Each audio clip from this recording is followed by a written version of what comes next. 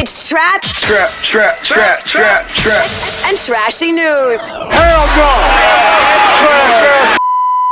With pretty little kitty on your radio.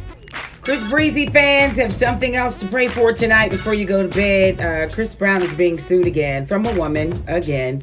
This time it's over an eye injury. He did not hit anybody. Don't worry about it. It's not that. She suffered an eye injury allegedly on a music video shoot, according to TMZ, which blurred out the actual photo of the young lady. Looks disgusting. The photo obtained by TMZ is of Danielle Griffin, whose eyes appear to be red, swollen, and caked in green gook. Yeah. Some discharge. Basically, she's filing a claim that she was hired as a backup dancer back in 2017 to perform in his music video, which was shot in downtown LA. Now, according to this lawsuit, sometime during that shoot, a wardrobe and makeup artist poured fake liquid blood in her hand without eye protection and told her that it was safe. Now, this young lady is claiming it wasn't, and it was a dangerous substance that caused direct injuries to both of her eyes. Her attorney is claiming that she had to go to 3 different hospitals within 24 hours to make sure her eye injuries weren't too serious, but looks like they were.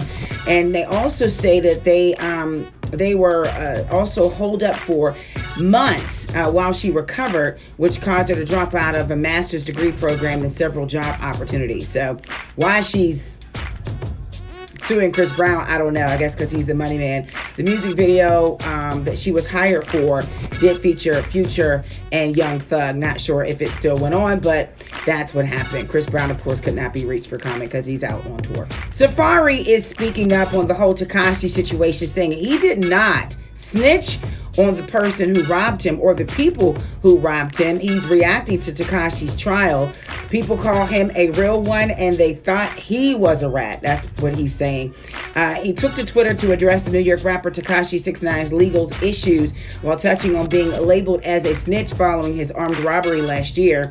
The TV personality says he never called the authorities on the men responsible for the armed robbery, despite being called a snitch.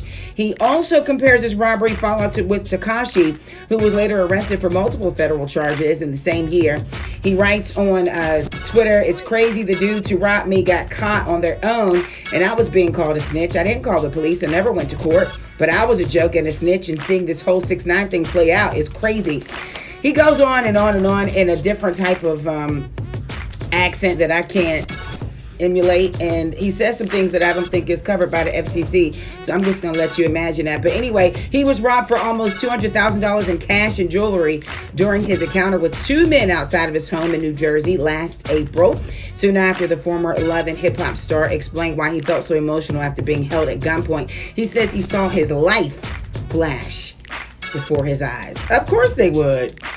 Felipe Vazquez, I want to say former Pittsburgh Pirate closer, pitcher. Well, he's been arrested, suspected of underage, sexual activity, rape, all of that. So here's the development, right? He's claiming that he knew the young girl was 13 years old, but he smashed anyway. He slept with her anyway. He went to this girl's house. He had sex with her in his car. They had a relationship for almost 2 years, and the parents found these text messages on the girl's phone and was like, yo, this is crazy. This has to stop. So, yeah, so now he's currently in custody, being denied bail because he's a flight risk, allegedly. The girl and Vasquez acknowledged he penetrated her with his penis, but they stopped almost immediately on one encounter because he had to get ready for a game. So yeah, that happened. I knew she was 13, but changing lanes and on a good note, here we go. I think I need to jump on the bandwagon. I've never watched, and you can take my black card. I've never watched an episode of the Boondocks. Sorry, I didn't. I was probably doing something else. But anyway, I have time to catch up because there's a reboot happening. It's official. They took to social media. Last night, the official Boondocks Instagram page shared a must-like shot and promised big news to follow soon. In June, reports surfaced that the Boondocks will be receiving a major green light, and that happened. And thank goodness that Charlemagne the God brought that up, talking about the whole chicken thing. And now the Boondocks is back. So I guess I have time to jump on the bandwagon. So, yeah. Boondocks fans have reason to be happy, I guess. Yeah.